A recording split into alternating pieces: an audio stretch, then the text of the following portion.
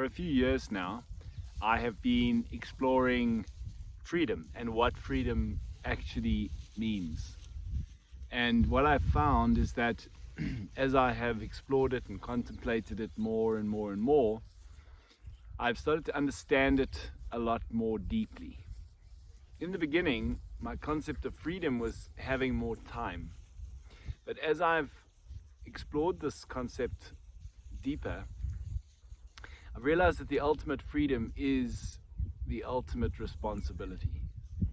When we take full responsibility for ourselves, our actions, our life, our choices, everything that we are in control of, and that's important to mention because we don't want to be taking responsibility for things that other people should be responsible for, but taking full responsibility for ourselves. And by doing that, what happens is we move out of victimhood, because we tend to think of victimhood in the obvious sense of, I'm a victim, poor me, look what's happening to me. And that is definitely victimhood. But it also comes in much more subtle forms as well. Any time that you feel that something outside of yourself is happening to you, or something outside of yourself has some sort of control over you, you feel like life is happening to me. Look at the situation I'm in. Why does this kind of stuff always happen to me? Why do people always treat me this way? All of those examples are examples of victimhood. It's when we have placed control of our lives or some aspect of ourselves or our behavior or our choices in the hands of someone else or something else.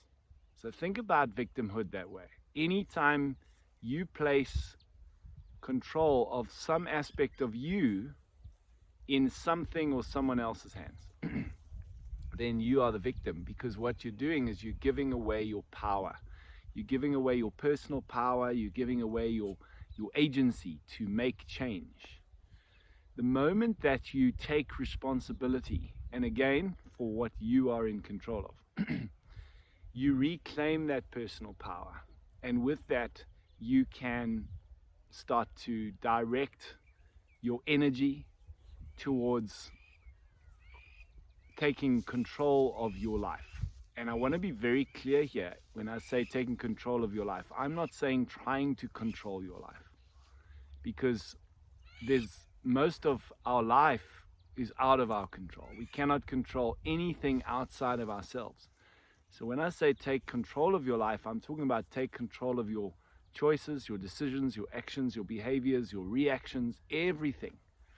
To the extent that you can honestly own it and not blame something or someone else, is the extent to which you reclaim your personal power, and with that personal power comes freedom.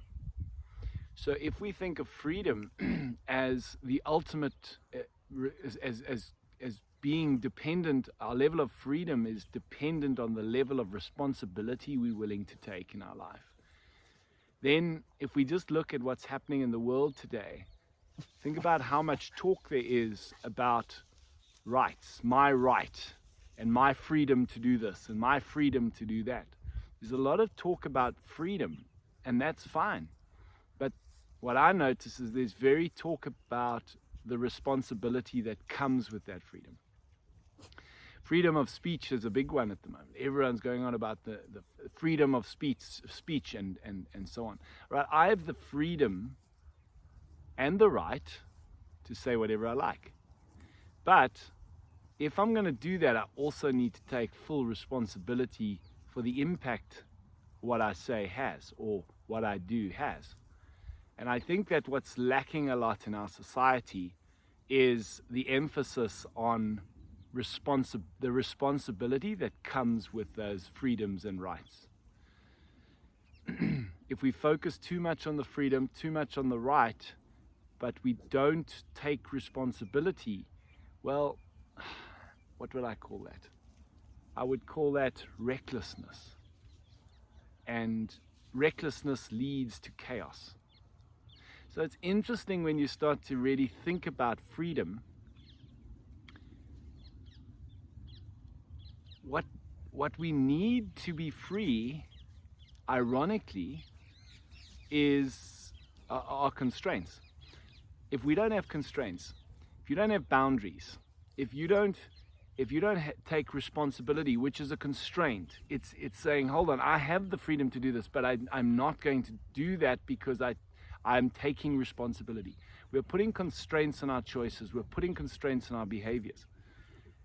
If we just don't have those constraints, it's just chaos. And so freedom really comes from order. It comes from parameters. Another example would be freedom. All right, you want more freedom. All right, well, what about constraints on your time? What about constraints on your work? Because if you don't have constraints on how long you work and how much you work, then it just eats into everything else, and you're going to start to feel like you are the victim of your work. And believe me, I fall into this trap sometimes. In fact, I have just fallen into this trap. I'm in the process of putting those constraints back on, putting those rules back in place, those guidelines.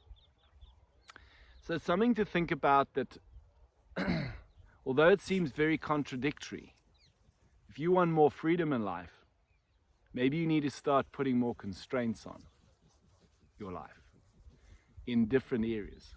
And that starts with taking responsibility for everything that you choose to do, everything that your reactions, your behaviors, your actions.